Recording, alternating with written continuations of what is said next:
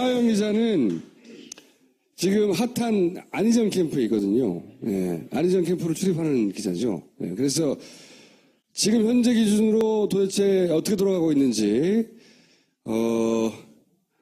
염탐의 결과를 잠깐 캠프 내 분위기가 어떤가. 뭐 하는 거야? 왜 옷을 내 뒤에 걸었다가 네 뒤에. 안희정 도지사의 입장은 간단한 거예요. 우리 이 방송에서 몇 번 했지만 민주주의를 하자고 들면 다른 사람의 생각을 악으로 전제하지 마라. 그의 주장대로 그걸 선이라고 표현했죠. 표현을. 그의 주장대로 듣는 자세가 필요하다. 그리고 나서 그 의도 말고 그 과정에서의 불법을 나중에 단죄하면 된다. 이런 얘기예요. 간단하게 말하면. 이런 얘기는 예전부터 했었죠. 이거는 이제 새누리당 의원들이 지배하는 곳에서, 그 동네에서 도정을 하는 과정에 이렇게 해야 되는 거구나 하며 배운 태도이자 그 노무현 사후 이후에 본인이 스스로 정립했다고 하는 그런 본인의 철학이자 태도, 이게 이제 자기가 말하는 자기의 태도를 이렇게 표현했을 뿐인데 사람들 왜 이렇게 흥분하지? 이런 거였어요. 첫 번째 반응은. 대화를 할 때는 도정을 하면서 상대방 정치적 의견을 가진 사람들하고 상대할 때는 그게 적절한 태도일 수 있어요. 근데 지금 우리가 다루는 거는 의도를 따지는 범죄를 얘기하잖아요. 범죄의 의도를 따지지 않으면 다 과실이 되거든요. 그런데 사례를 그런 걸 들어버린 거지. 자신의 도정 철학 이런 걸 얘기하다가 사례를 이명박 박근혜를 들어버린 거야.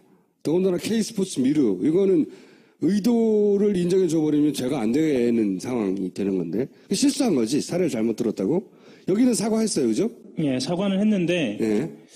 그 사과에 대해서 이렇게 얘기했어요. 뭐라고 얘기했냐면 극단적인 예에 대해서 상처를 받은 분들이 있어 사과를 드린다라고 얘기를 했는데 이게 좀 곱씹어볼 만한 대목이 있는 것 같아요. 그러니까 진행자께서 말씀하셨던 것처럼 잘못된 예다라고 분명하게 표현하면 될 것을 그렇지. 극단적인 예라고 표현했거든요. 본인의 상대방을 대하는 정치적 입장이 다른 상대를 대하는 태도, 철학 이런 걸 얘기할 때 사례를 권력 범죄를 들어버린 거예요.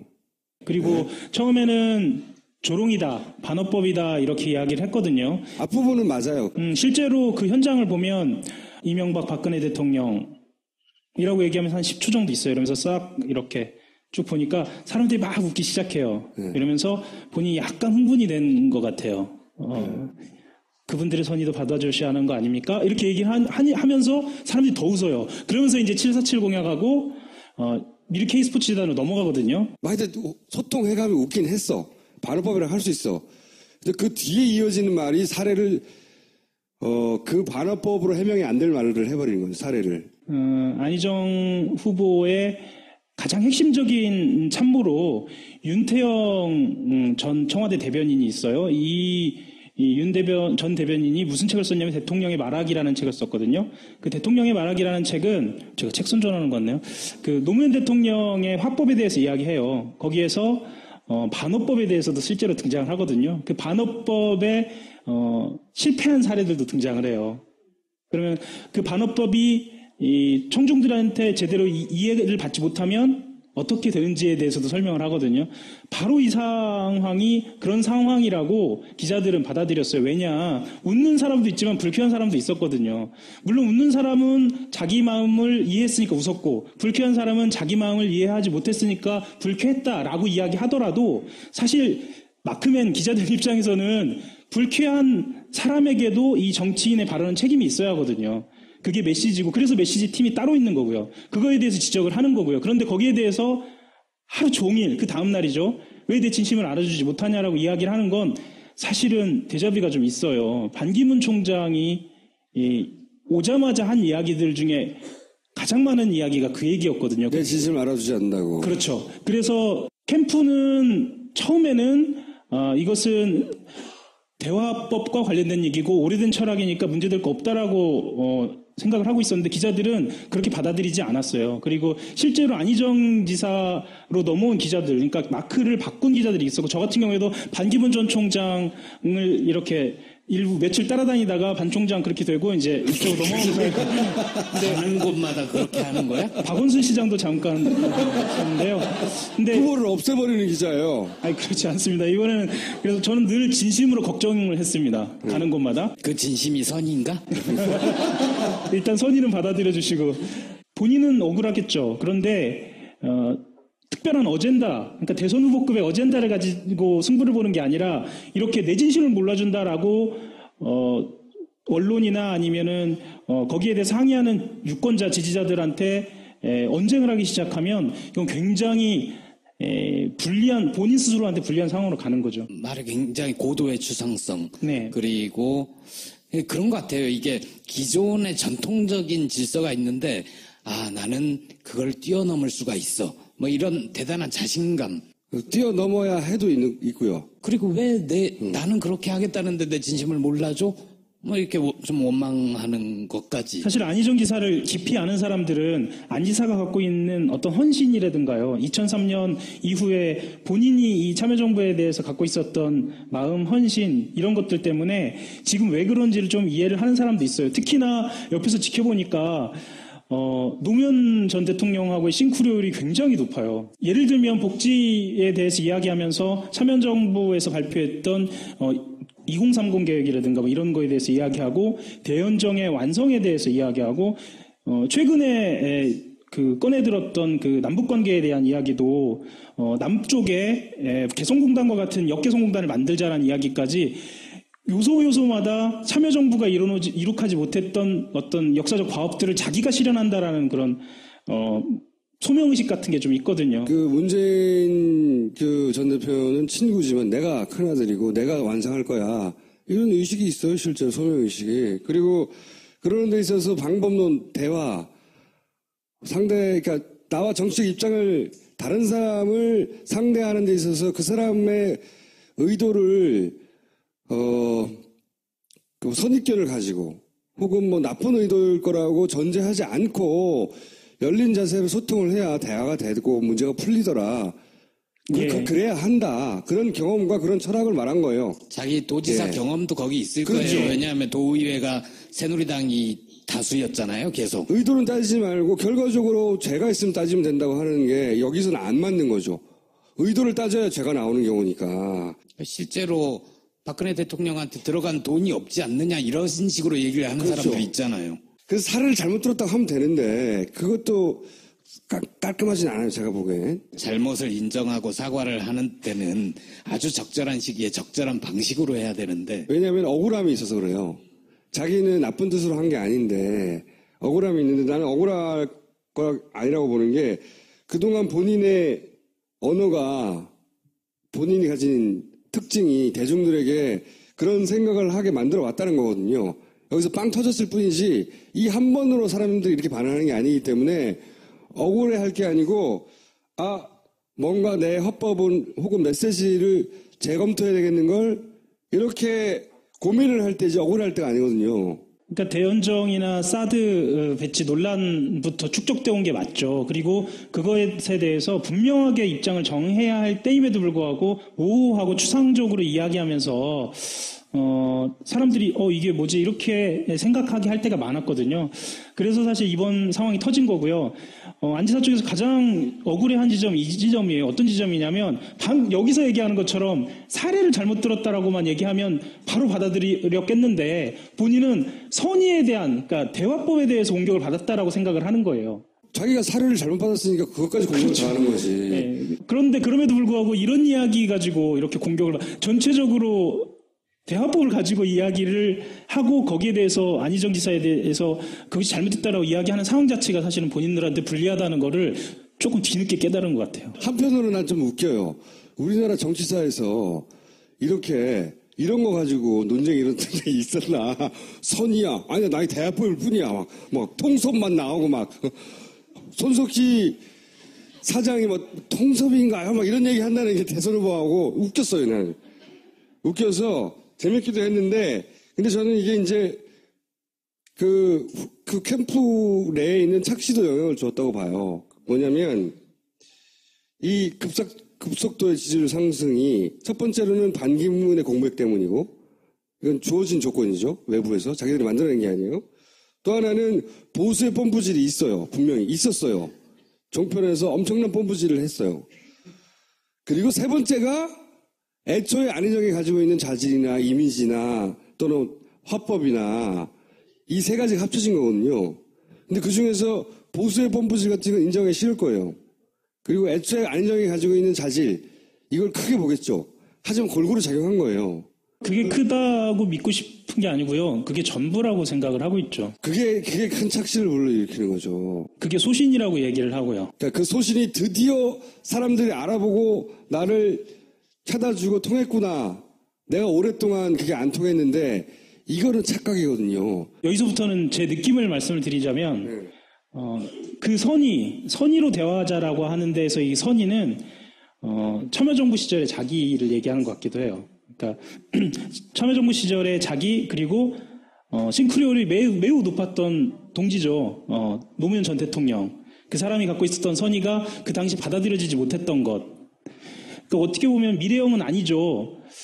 그런 느낌도 좀 들어요. 왜 이렇게 저렇게 선의에 집착할까라고 생각을 해보니까 그리고 이렇게 보면 우연일지는 모르겠으나 지금 현재 캠프의 핵심들이 금강팀이라고 불리우는 사람들이거든요. 그분들이 어떤 사람들이냐면 참여정부 시절에 핵심적인 청와대 보좌진들이에요. 2002년 민주당 경선 당시에 그렇죠. 금강빌딩에서 보좌를 했던 사람들. 맞습니다. 예. 당시에 또 출입기자. 네, 출입기자셨고요. 지금 저처럼 그럼 15년 뒤에 이 모습인가요?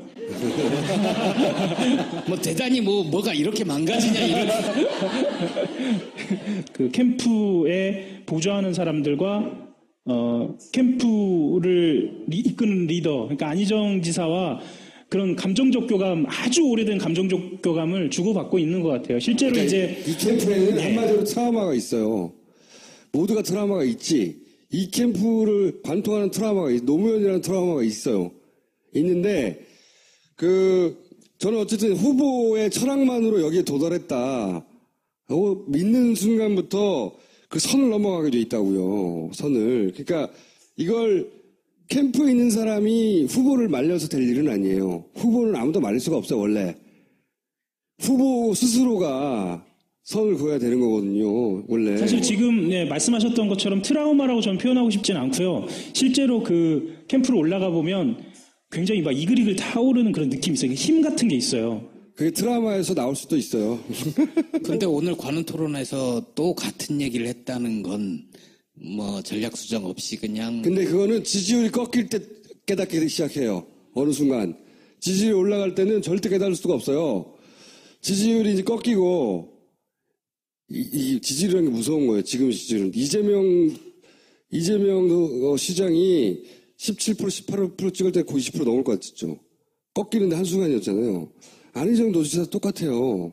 본인들은 그렇게 생각하지 않을지 모르겠지만 한순간이에요. 허망하게 사라질 수 있다는 걸 깨달아야 되는데 그 선을 들락날락 하다가 확 무너질 수 있거든요. 그래서 하여튼 그리고 억울할 게 아니라는 것도 있고 그리고 더 중요한 것은 이 달콤한데 분명히 경선 이후에도 안정하게 달콤하게 이 기억이 남을까 계속해서 두고 본인한테 족쇄는 되지 않을까 이것도 생각해야 되는데 그건 뭐 그런 안타까움이 있으신 건가요? 나는 그런 안타까움이 있어요. 난 이재명에도 있고 안희정에도 있고 문재인에도 있고 난 많아요 그런 게 많은 사람인데 애정이 엄청나시네요. 근데 저는 어떤 느낌이 있냐면 이제 정말 승부를 보려고 한다는 느낌은 있어요. 내가 이번에 정말로 대통령이 될 수 있을 승부를 걸어야 할 타이밍이 온 건지도 몰라. 혹은 왔어. 이렇게 생각하는 분위기가 그 안에. 그러니까 자기 마음대로 되는 게 아니에요. 자기가 오해받고 있다고 생각하고 억울하다고 생각하는 이 사건으로 지지율을 확 꺾일 수도 있어요. 그건 안희정 지사를 불러놓고 할 얘기지 안희정 마크맨한테 할 얘기는 아닌 것 같아요. 아니죠. 이걸 캠프를 왔다 갔다 하는 사람과 그리고 안희정을 좋아하거나 지지할 성향이 많이 모인 그리고 그런 사람들이 많이 보는 이 방송에서 그런 얘기를 하고 있다는 걸 알아야 된다는 거지. 미워서가 아니야. 내가 여기서 궁금한 것은 한 가지였어요. 혼자 얘기해도 되는데 캠프가 그 퍼센티지를 얼마로 생각하고 있냐. 거기까지 도달하는데 이것이 철학이 드디어 먹혀서라고 생각하느냐? 아니면 다른 요인들도 다 감안하고 있느냐? 캠프의 객관성을 확인해 보고 싶었던 거죠.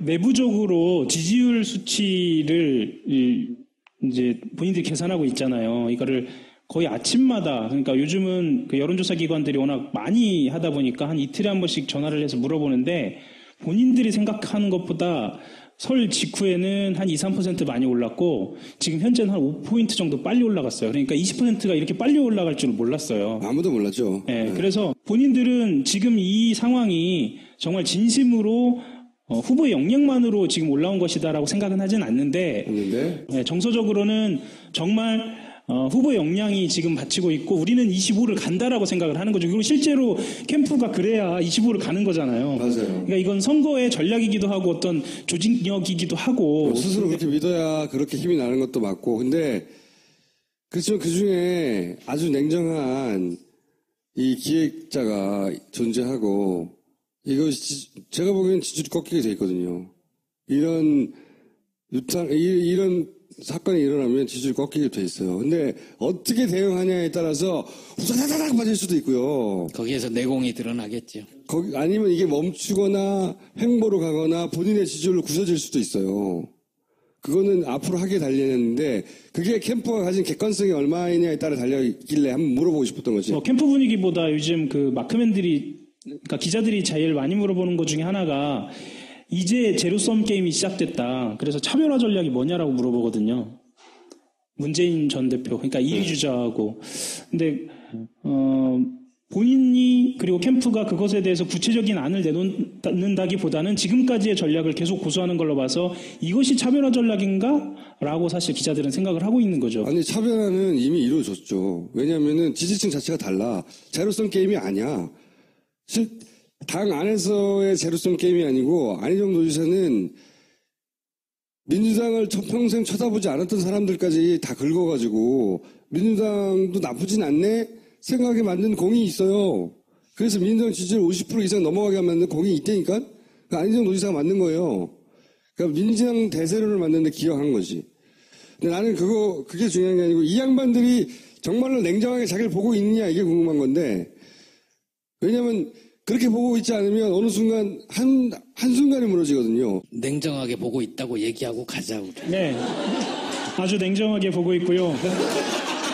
특히 이 호남에서 그리고 수도권에서 본인들이 조종기를 겪을 거라는 것을 아주 냉정하고 차갑게 보고 있습니다. 그리고 김어준 총수만이 아니라 저도 애정이 있다는 걸 알아주십시오. 캠프에서 너무 미워하지 마시고요. 정말 애정이 있습니다. 오늘 여기까지 하겠습니다. 감사합니다. 자, 안희정 도지사의 선의 이야기 이후에 바로 여론조사를 했어요. 여기서. 리얼미터 맨날 하니까. 그래서 최근에 지지율 변화가 있느냐? 그 이후에. 그 다음에 몇 가지 더 있다고 하는데. 자, 첫 번째. 선의 이후 논란 이후 대선 주자 판도가 어떻게 변했냐? 약간 꺾였네, 약간. 약간이 아닙니다. 왜냐하면 여기에서 보십시오. 1월 3주차부터 5%를 시작했어요. 네. 그래서 한 번도 꺾이지 않고 계속 올라왔죠. 4주 연속 20%, 그러니까 4배가 오른 겁니다. 4주 지난 동안에. 예. 그래서 소폭 하락했지만 이전에 그 상승세를 생각을 하면 확 꺾인 거네요. 예, 그렇게 볼 수 있습니다. 네, 이게 완만하게라도 올라가야지 이때까지 추세인데 한번 확 꺾인 거예요, 지금. 예. 맞습니다. 문재인 전 대표 같은 경우는 네. 한 2주 동안 계속 횡보세입니다. 계속 유지를 하고 있다고 봐야 되겠습니다. 그 언론에서는 이제 지금 문재인 안희정 양강 체제라고 얘기를 하는데 사실상 이제 전문가 입장에 보면은 그 양강 체제는 아니고 왜냐하면 너무나 많이 오차범위 밖으로 벌어져 있기 때문에 분명히 선의 논란하고 물론 그 이전 대연정이 있었죠. 분명히 영향을 미치고 있는 걸로 보이고요. 이거는 어제까지 조사인데 오늘 조사 결과가 다시 나왔습니다. 18%대로 오늘 일간이 또 떨어졌고. 내가 그랬잖아, 떨어질 거라고. 예, 이렇게 되면 떨어져요. 예. 그래서 처음으로 20%대로 올랐는데 지난주에 이제 내일 나가는 주중 집계 3일치 묶어서 발표하는 거는 한 19%대 초반으로 아마 나올 것 같습니다. 이게 그래서, 좋아할 게 아니에요. 제가 보기에 문재인 대세론이 아니라 지금 현재는 민주당 대세론이거든요. 제가 보기에는. 민주당 대세론을 견인하는데 이전에는 이재명 도지사가, 그리고 지금은 이재명 시장이 이재명 시장이, 지금은 안희정 도지사가 키워놓은 파이가 있어요. 그러니까 안희정을 너무 미워하지 말라고. 나중에 김종인하고 손잡을 때 그때 미워해라. 그런 행동을 보일 때나 결정적으로 미워할 포인트지. 맞습니다. 보강을 하면 2주 전에는 그 민주당의 대선 주자 지지율 합이 57.4%였습니다. 근데 지난주에는 61%였어요. 근데 이제 안 지사 조금 떨어졌지만 전체 다 합치면 62%가 조금씩 또 올랐어요. 그래서 전반적으로 봤을 때 안희정 지사가 지지층 확대, 민주당의 정당 지지율 역시 지난주에 일간으로는 50%를 처음으로 넘어선 적이 있으니까 전반적으로 봤을 때 민주당의 어떤 지지층을 확대했다라고 볼 수 있을 것 같습니다. 그러니까 안희정 도지사가 빠지면 문재인 그 대선 승리 가능성이 올라간다고 생각할 수 있을지 모르지만 그렇지 않아요. 실제 자꾸 말하자면 구도의 힘이라고.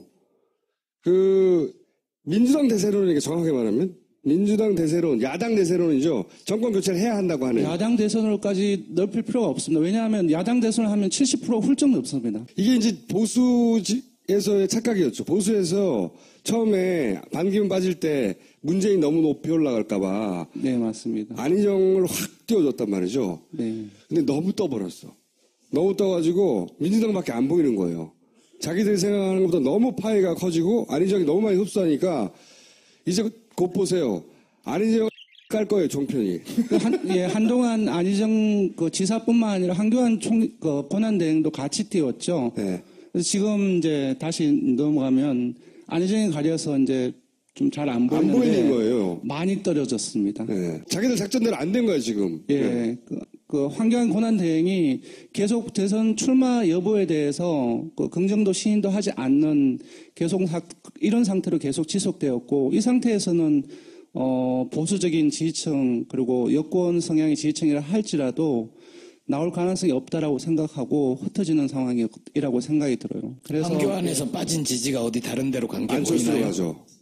맞습니다. 일부 안철수 전 대표 쪽으로 가기도 하고요. 예, 그리고 이제 여기는 빠져 있는데 홍준표 경남지사가 네. 많이 올랐습니다. 다크호스예요. 왜냐하면 다크호스.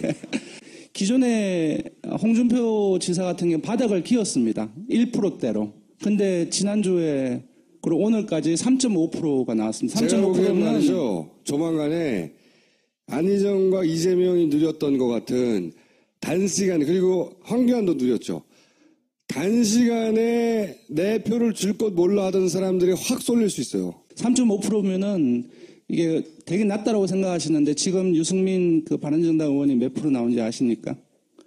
한동안 이제 반기문 전 총장이 불출마 선 이후에 4%대, 어떤 조사에서는 5%대까지 찍었는데 지금 3%대, 2%대 후반대까지 일간으로 나오던 적도 있었어요. 그래서 3.5%라는 것은 결코 낮지 않은 지지율을 할 수 있습니다.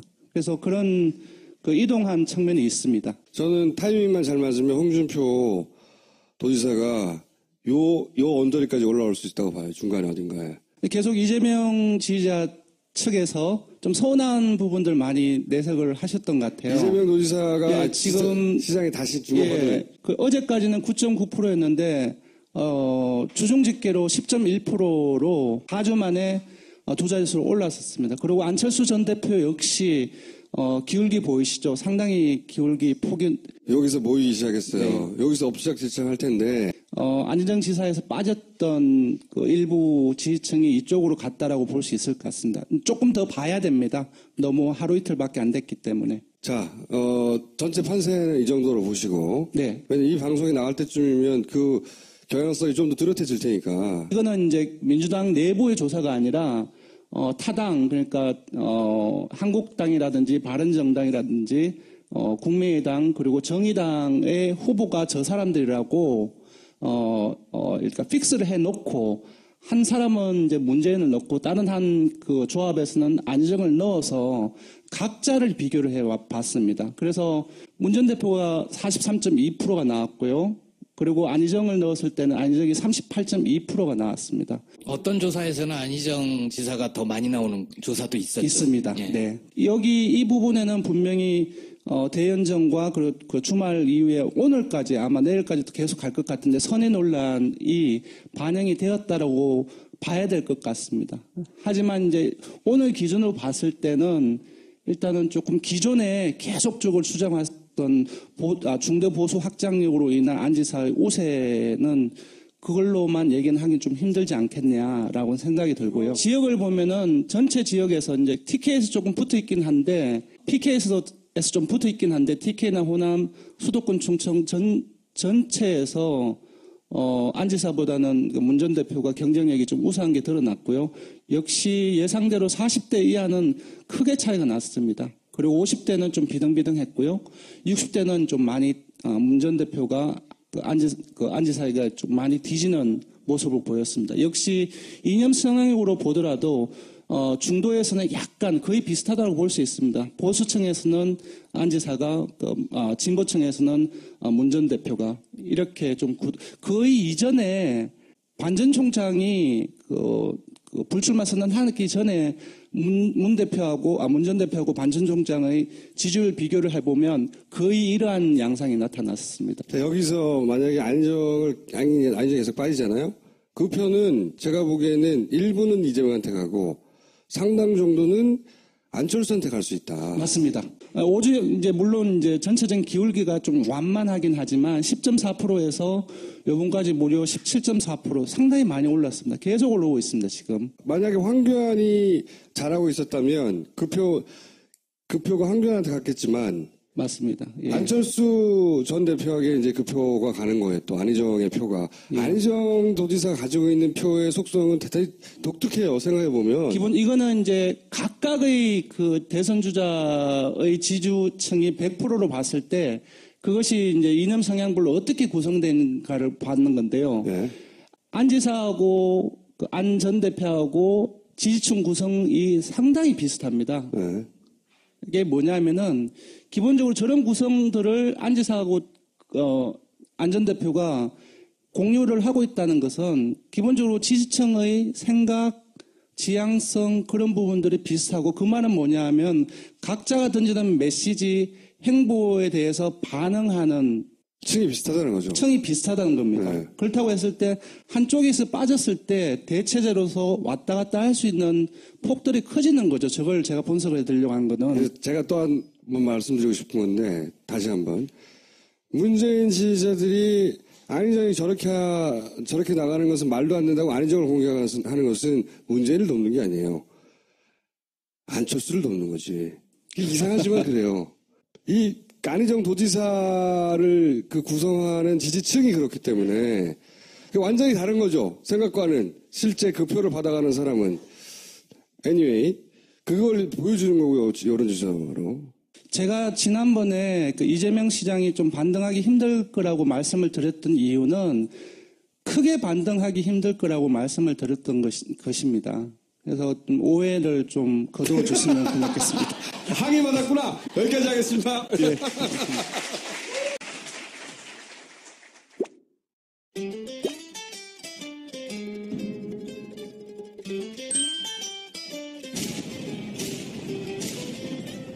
그날 저녁에 어머머, 그날 오후에 어머머. 혹시 보수가 좀 다시 한번 결집하지 않겠는가 하는 그런 막연한 기대감들이 몽글몽글 피어나고 있습니다. 네네. 그런 가운데 10일 토요일에 3차 촛불 집회에서 보면 대부분 자발적으로 참여했던 사람들에는 죄송합니다 보수가 더 많습니다. 근거가 있나요? 있죠. 네, 보수 세력이 더 많이 참가했다는? 예. 아, 있어요? 어떤 예. 겁니까?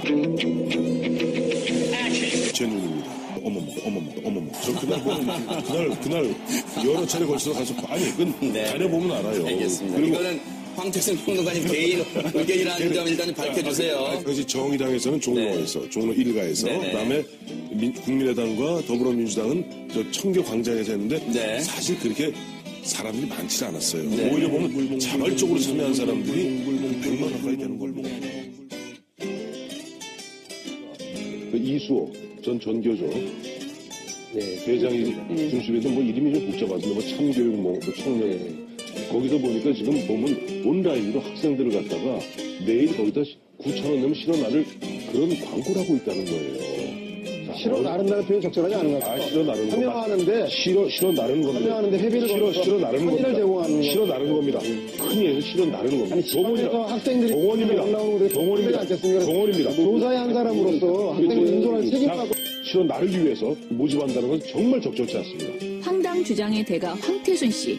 촛불 집회 참여자보다 보수가 더 많다며 억지 주장을 펴면서도 그 근거는 내 눈이라고 합니다. 진행자도 동의 못하는 이런 황당한 식의 주장을 펼치는 황태순 씨.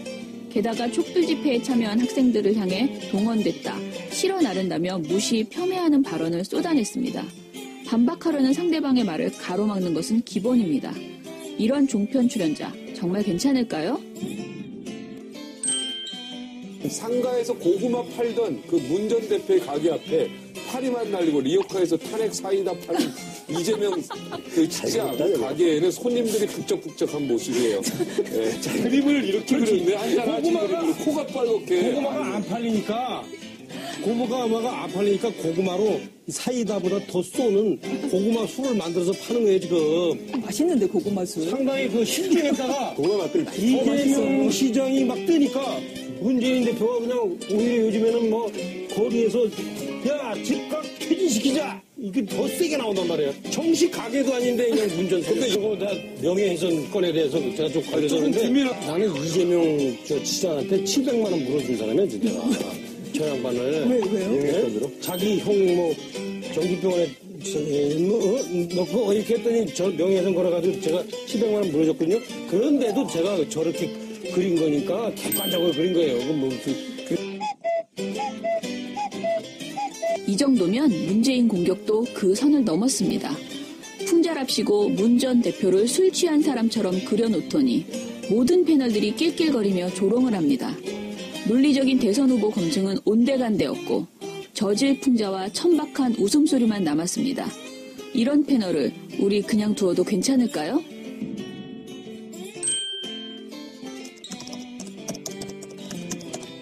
체육특기생은 그거 뭐 이렇게 굳이 공부를 잘할 이유가 없잖아요. 그냥 학교만 그냥 무사히 졸업하면 되니까. 무사히 졸업하면 되는데 그 무사히 졸업하는 것도요. 상당 부분은 체육특기생이 또 저런 식으로 학부 덕택이라든지 뭐 이런 식으로 해서 졸업을 해요. 실제 학교 거의 안 나가고 그다음에 근데 제가 아는 체육특기생 김연아 선수의 경우는 고려대도 2번이나 거기도 올림픽 나간다고 2번이나 이제 F 맞고 F 학점 2개를 하고 받았죠. 마지막에 아주 오랫동안 학교 다녀서 또 열심히 또 공부해서 졸업한 체육특기생도 있을 거라는. 아니 그러니까 이제 김연아 씨 같은 경우는 고대에서 사실 김연아 씨도 만약에 F 2개 맞아서 김연아 어머니가 가서 고대하고 어떻게 이렇게 해서 대충 넘어가고 그랬으면 아마 김연아 씨 그 이후에 공부 안 했을 거예요. 그러나 고대는 그렇게 하면 안 된다고 했기 때문에 가혹하게 F를 준 거 아니에요. 그러니까 그게 이제 그런 학교의 차이도 있지만 체육특기생 간의 일반적인 그런 특징들도 있다. 그런 얘기를 알아야 됩니다. 최병묵 씨는 대통령을 옹호하기에 바쁩니다. 정유라 씨의 학사 비리를 일반적인 상황이라고 옹호하면서 심지어 김연아 선수도 고려대만 아니었다면 최순실처럼 어머니가 해결해줬을 것이란 말도 안 되는 억지까지 부립니다. 분석과 비판은 어디 가고 맹심만 남아있는 최병묵 씨. 이대로 괜찮은 걸까요?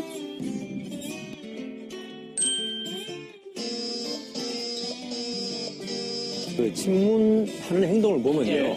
자신들이 한 행동은 어떻게 해도 민주주의를 지키기 위한 것이고 독재에 대한 반대다. 그러니까 저는 문재인 대표가 품격과 어긋난다. 너무 점잖은 표현이라고 봐요. 대권 가도에 손상 안 받으려면 이거는 국회의원 자질이 없다. 이런 식으로 나와야 돼요. 보통 사람이 지금 저렇게 했으면 난리 났을 겁니다. 조창원이라는 사람이 의원이 계속적으로 그동안 잘 나갔지 않습니까? 그렇죠. 무슨 할 때마다 문재인 대표의 영입 1호로서 어떤 문재인 대표의 어떤 사상을 갖다가 이렇게 대신 전달해주는 사람처럼. 근데 너무 오버한다. 그런 느낌이 들거든요.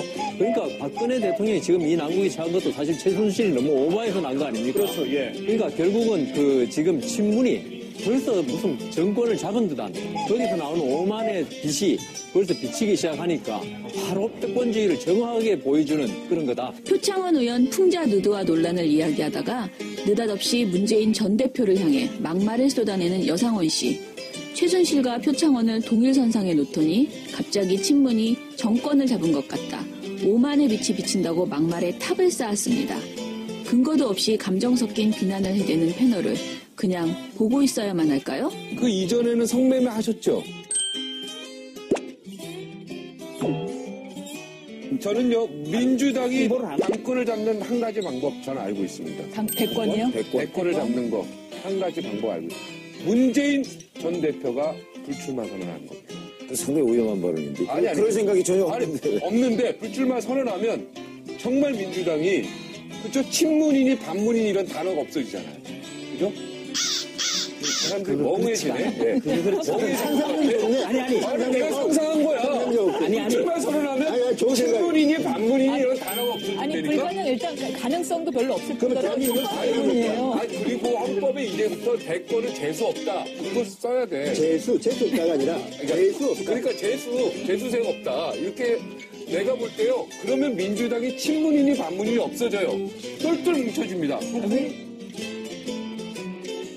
성매매 특별법 만들기 전에 노무현 대통령 때 그 이전에는 성매매 하셨죠?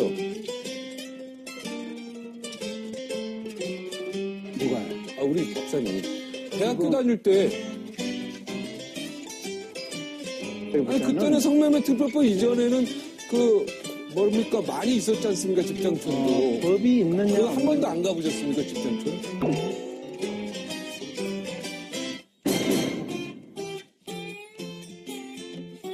TV조선 박종진 앵커의 과도한 성에 대한 집착이 또 다른 막말을 만들어냈습니다. 김경재 자유총연맹 회장이 DJ 밀사로 북한을 방문했을 당시 일화를 듣던 중 나온 막말입니다. DJ라는 분이 북한에서 상당히 유명한 이름이더라고요. 네. 그러니까 거기에 밀사로 왔다고 하니까 대접을 아주 대단했습니다. 네. 그리고 제가 수행원 두 사람들에게 맨날 아침 저녁으로 제가 7박 8일을 했었는데 네. 조심하라고 그냥 몇 번 가는 것보다 미인 투성이니까 조심하라고 몇 번 경고를 하고 그랬습니다. 미인들이 막 방 안에 들어오고 그랬습니까? 가는데? 뭐 서비스하게 들어오긴 했지만 꼭 두 사람이 짝을 지었었거든요. 아무튼 안마에 주로? 제가 한 것이 고려 호텔 1202호인가 3호인가 하는 네. VIP 룸인데 네. 엄청난 룸이에요. 네. 방도 좋고 또 보고 하기를 햇볕 정책을 왜 근데 그 안마 얘기를 얘기 안 했어요? 2명의 여성이 들어온 거. 왜 북한에서. 무슨 그러니까 방에 2명씩 들어왔다면서요? 아니 이제 무슨 심부름 알아? 심부름 알아도 온 거죠. 심부름 그냥 살짝 넘어가는 것 같아서. 예. 정말. 그리고 나서요. 그리고 자, 또 제가 거기에 걸려 들어가겠습니까? 예, 알겠습니다. 걸려 들어갔다면 큰 소리 칩니까? 도청하는 거 알고서 딱 정지했다. 오케이. 그리고 헐, 박종진 앵커 도대체 뭘 딱 정지했다는 것일까요? 박종진 앵커는 방송에서 말도 안 되는 변명만 늘어놓는 영혼 없는 사과도 했습니다. 현직 부장판사의 성매매 사건을 주제로 대담을 하던 중에 출연자 황상민 박사에게 성매매 특별법 이전에 성매매 경험이 있느냐 이렇게 물었었는데요. 불편한 방송을 했다는 시청자들의 의견이 일부 있었습니다. 성매매 특별법 이후에 끊이지 않고 있는 논란에 대해서 문제점은 없는지 질문하고 다시 한번 어떤 것이 옳은지 설명하려고 드렸지만 생방송에서 적절하지 않은 질이라는 점에서 여러분께 사과드립니다. 앞으로 보다 조심스럽게요. 그리고 올바른 표현으로 사안에 접근하도록 최선을 다하겠습니다. 성매매 해보셨잖아요 발언으로 방송통신심의위원회로부터 주의 의결을 받고도 여전하신 박종진 앵커. 보수 진보를 가리지 않고 누구에게나 해대는 막말과 성에 대한 과도한 집착은 인정해드리겠습니다. 그리고 TV조선은 이 방송 말미에 진행자의 부적절한 발언으로 불편을 드린 점 사과드린다는 자막을 넣었습니다. 홈페이지에 다시 보기에서도 이 부분을 삭제했습니다. 하지만 종편대치 프로젝트의 날카로운 눈은 피할 수 없었습니다. 당연히 경고 관계자 징계를 받아야 마땅한 발언에 주의를 의결했던 혼방망이 처분의 종결자 방심이 이번에는 어떻게 나올지 궁금하네요.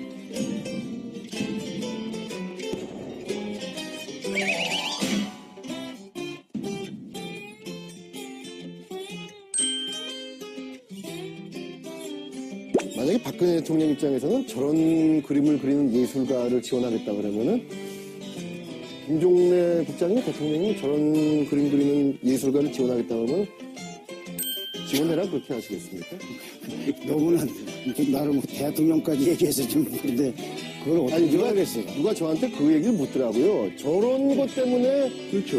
아니 오늘 제가 그런 질문 2번이나 받았어요. 이거 관련해서 저런 것 때문에 블랙리스트가 나온 거고 블랙리스트를 만들고 한 거 아니냐. 제가 오늘 대국민 지금 전하고 그 내용은 너무 잘못하는 게 예술인답게 재밌게 좀 성공시켜서 정치 공부하려고 이렇게 하는 거 물어봅니다. 그러니까 너무 노골적으로 저렇게 하니까 블랙리스트가 나오는 거예요. 제가 받은 그 질문에 어떻게 답하시겠습니까? 그래서 저는 뭐 그거하고 저거하고 블랙리스트하고 저거하고는 좀 다른 문제 아니냐 이렇게 이제 얘기했습니다. 어떻게 답하시겠습니까? 그래서 저런 것들 때문에 그러니까 저런 그림들이 그려지고 이렇기 때문에 박근혜 정부에서 블랙리스트를 만든 거 아니냐.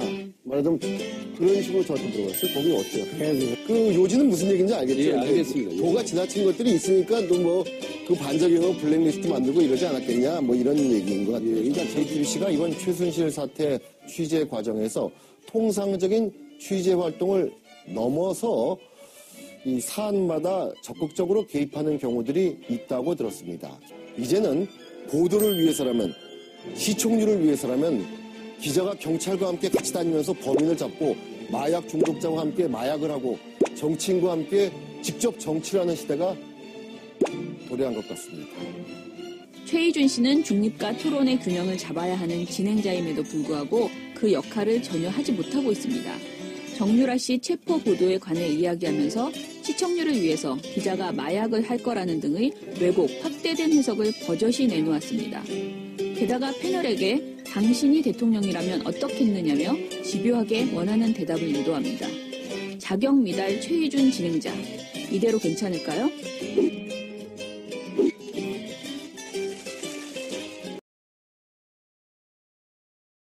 이런 것들 때문에 지금 왜 그런지를 좀 이해를 하는 사람도 있어요. 특히나 옆에서 지켜보니까 노무현 전 대통령하고의 싱크로율이 굉장히 높아요. 예를 들면 복지에 대해서 이야기하면서 참여정부에서 발표했던 2030 계획이라든가 이런 거에 대해서 이야기하고 대연정의 완성에 대해서 이야기하고 최근에 꺼내들었던 그 남북관계에 대한 이야기도 남쪽에 개성공단과 같은 역개성공단을 만들자라는 이야기까지 요소요소마다 참여정부가 이룩하지 못했던 어떤 역사적 과업들을 자기가 실현한다라는 그런 소명의식 같은 게 좀 있거든요. 문재인 전 대표는 친구지만 내가 큰아들이고 내가 완성할 거야.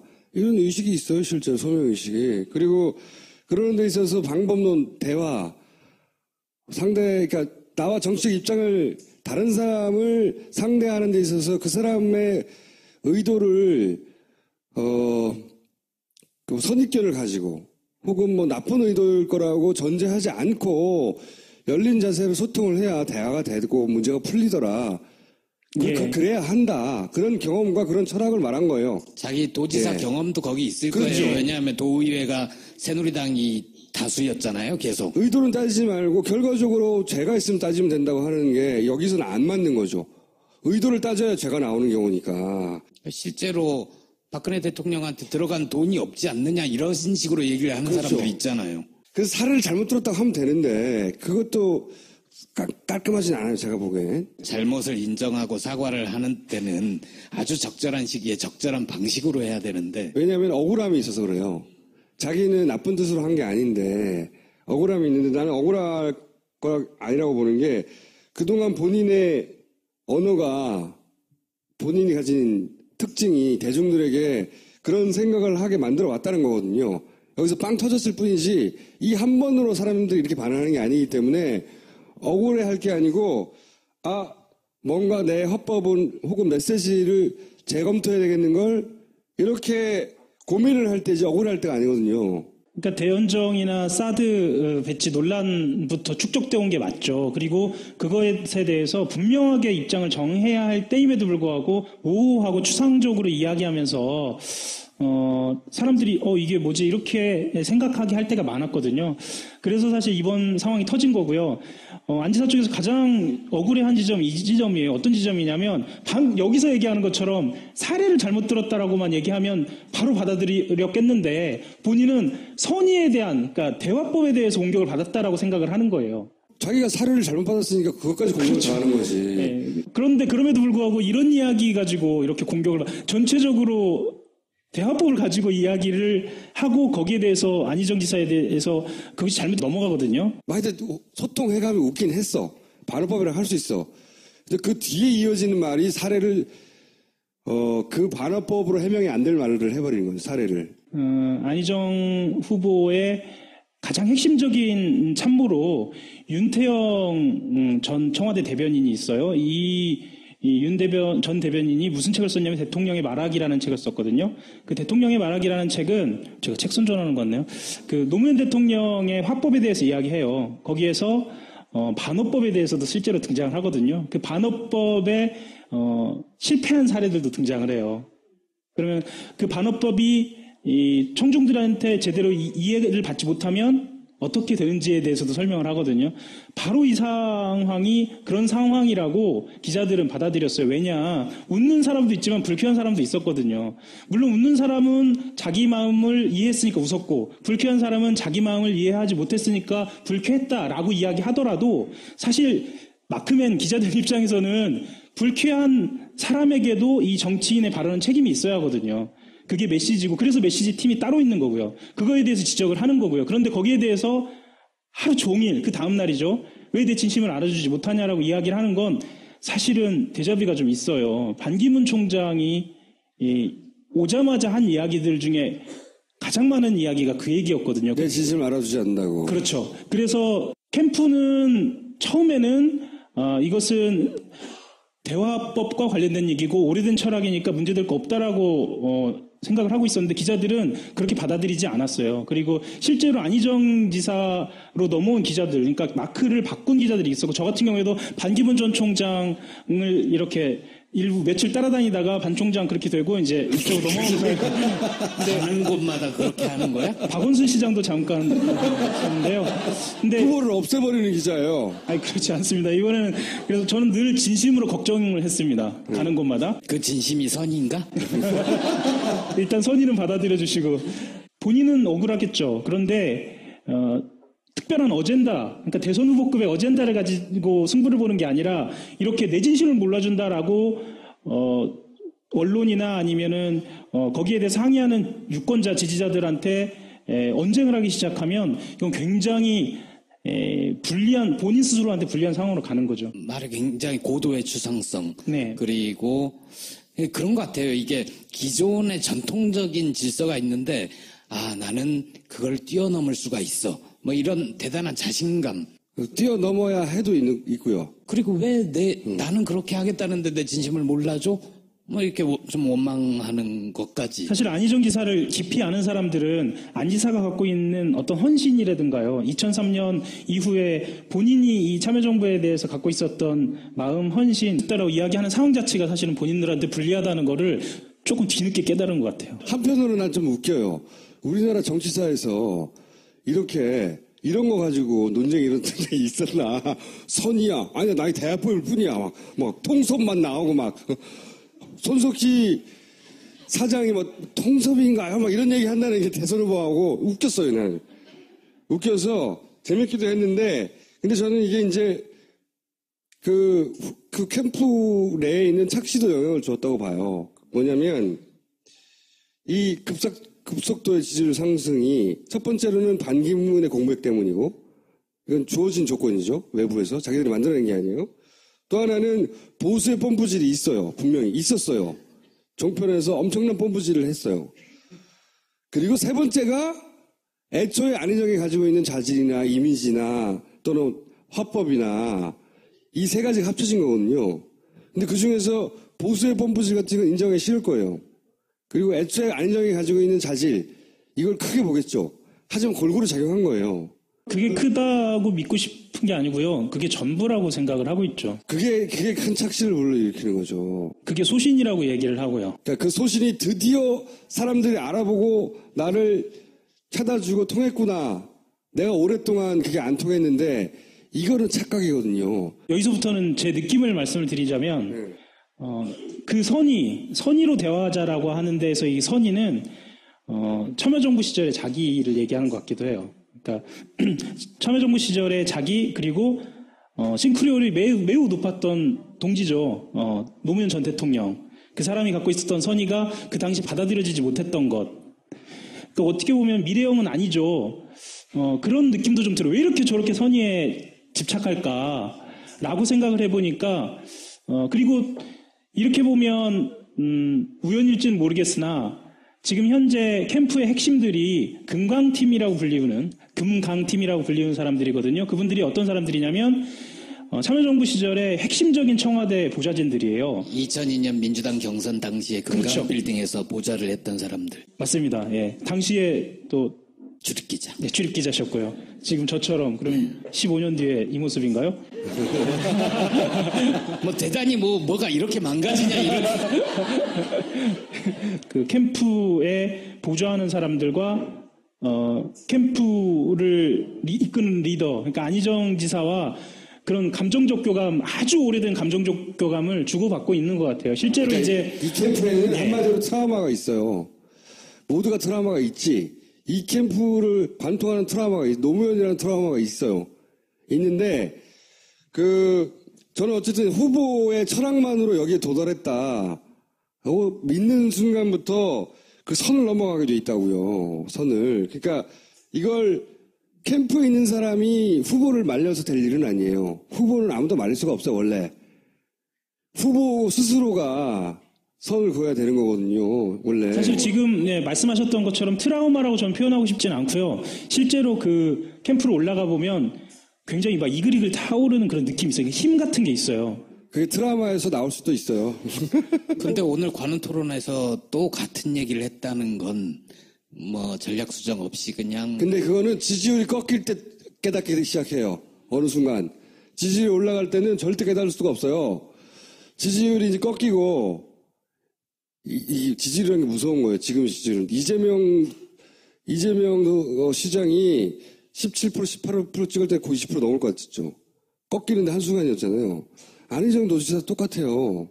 본인들은 그렇게 생각하지 않을지 모르겠지만 한순간이에요. 허망하게 사라질 수 있다는 걸 깨달아야 되는데 그 선을 들락날락 하다가 확 무너질 수 있거든요. 그래서 하여튼 그리고 억울할 게 아니라는 것도 있고 그리고 더 중요한 것은 이 달콤한데 분명히 경선 이후에도 안정하게 달콤하게 이 기억이 남을까 계속해서 두고 본인한테 족쇄는 되지 않을까 이것도 생각해야 되는데 그건 그런 안타까움이 있으신 건가요? 나는 그런 안타까움이 있어요. 난 이재명에도 있고 안희정에도 있고 문재인에도 있고 난 많아요 그런 게 많은 사람인데 애정이 엄청나시네요. 근데 저는 어떤 느낌이 있냐면 이제 정말 승부를 보려고 한다는 느낌은 있어요. 내가 이번에 정말로 대통령이 될 수 있을 승부를 걸어야 할 타이밍이 온 건지도 몰라. 혹은 왔어. 이렇게 생각하는 분위기가 그 안에. 그러니까 자기 마음대로 되는 게 아니에요. 자기가 오해받고 있다고 생각하고 억울하다고 생각하는 이 사건으로 지지율을 확 꺾일 수도 있어요. 그건 안희정 지사를 불러놓고 할 얘기지 안희정 마크맨한테 할 얘기는 아닌 것 같아요. 아니죠. 이걸 캠프를 왔다 갔다 하는 사람과 그리고 안희정을 좋아하거나 지지할 성향이 많이 모인 그리고 그런 사람들이 많이 보는 이 방송에서 그런 얘기를 하고 있다는 걸 알아야 된다는 거지. 미워서가 아니야. 내가 여기서 궁금한 것은 한 가지였어요. 혼자 얘기해도 되는데 캠프가 그 퍼센티지를 얼마나 생각하고 있냐. 거기까지 도달하는데 이것이 철학이 드디어 먹혀서라고 생각하느냐 아니면 다른 요인들도 다 감안하고 있느냐. 캠프의 객관성을 확인해 보고 싶었던 거죠. 내부적으로 지지율 수치를 이제 본인들이 계산하고 있잖아요. 이거를 거의 아침마다 그러니까 요즘은 그 여론조사 기관들이 워낙 많이 하다 보니까 한 이틀에 한 번씩 전화를. 하영 기자는 지금 핫한 안희정 캠프에 있거든요. 예, 안희정 캠프를 출입하는 기자죠. 예, 그래서 지금 현재 기준으로 도대체 어떻게 돌아가고 있는지 염탐의 결과를 잠깐 캠프 내 분위기가 어떤가 뭐 하는 거야? 왜 옷을 내 뒤에 걸었다가 네 뒤에. 안희정 도지사의 입장은 간단한 거예요. 우리 이 방송에서 몇 번 했지만, 민주주의를 하자고 들면 다른 사람의 생각을 악으로 전제하지 마라. 그의 주장대로 그걸 선이라고 표현했죠. 표현을. 그의 주장대로 듣는 자세가 필요하다. 그리고 나서 그 의도 말고 그 과정에서의 불법을 나중에 단죄하면 된다. 이런 얘기예요. 간단하게 말하면. 이런 얘기는 예전부터 했었죠. 이거는 이제 새누리당 의원들이 지배하는 곳에서, 그 동네에서 도정을 하는 과정에 이렇게 해야 되는 거구나 하며 배운 태도이자 그 노무현 사후 이후에 본인이 스스로 정립했다고 하는 그런 본인의 철학이자 태도, 이게 이제 자기가 말하는 자기의 태도를 이렇게 표현했을 뿐인데 사람들 왜 이렇게 흥분하지? 이런 거였어요. 첫 번째 반응은. 대화를 할 때는 도정을 하면서 상대방 정치적 의견을 가진 사람들하고 상대할 때는 그게 적절한 태도일 수 있어요. 근데 지금 우리가 다루는 거는 의도를 따지는 범죄를 얘기하잖아요. 범죄의 의도를 따지지 않으면 다 과실이 되거든요. 그런데 사례를 그런 걸 들어버린 거지. 자신의 도정 철학 이런 걸 얘기하다가 사례를 이명박 박근혜를 들어버린 거야. 더군다나 K스포츠 미르, 이거는 의도를 인정해 줘버리면 죄가 안 되는 상황이 되는 건데 실수한 거지. 사례를 잘못 들었다고. 여기는 사과했어요, 그죠? 예, 사과는 했는데 예. 그 사과에 대해서 이렇게 얘기했어요. 뭐라고 얘기했냐면 극단적인 예에 대해서 상처를 받은 분들이 있어 사과를 드린다라고 얘기를 했는데 이게 좀 곱씹어볼 만한 대목이 있는 것 같아요. 그러니까 진행자께서 말씀하셨던 것처럼 잘못된 예다라고 분명하게 표현하면 될 것을 그렇지. 극단적인 예라고 표현했거든요. 본인의 상대방을 대하는 정치적 입장이 다른 상대를 대하는 태도, 철학 이런 걸 얘기할 때 사례를 권력 범죄를 들어버린 거예요.